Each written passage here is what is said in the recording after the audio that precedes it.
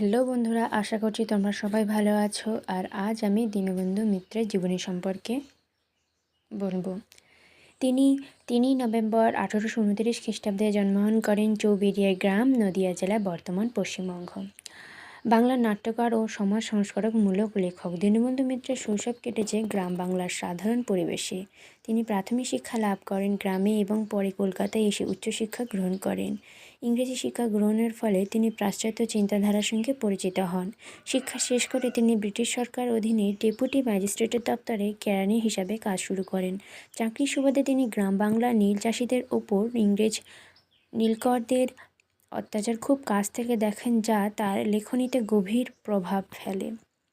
দীনবন্ধু মিত্র মূলত নাট্যকার হিসেবে খ্যাতি অর্জন করেন। তার রচনা সমাজের বাস্তব চিত্র, শোষণ ও অন্যায়ের প্রতিবাদ স্পষ্টভাবে ফুটে উঠেছে। নীলদর্পণ তার সর্বশ্রেষ্ঠ বিখ্যাত নাটক। নবীন তপস্বিনী, কমলে কামিনী, সাধুবার একাদশী। নীলদর্পণ নাটকে নীল চাষীদের উপর ইউরোপীয় নীলকরদের নির্মম অত্যাচার তুলে ধরা হয়। এই নাটকটি প্রকাশের পর সমাজে তীব্র আলোড়ন সৃষ্টি হয় এবং নীল বিদ্রোহের পটভূমির গঠনে গুরুত্বপূর্ণ ভূমিকা পালন করেন। দীনবন্ধু মিত্র বাংলা সাহিত্যের প্রথম প্রতিবাদমূলক ও বাস্তবধর্মী নাট্যকার হিসাবে পরিচিত।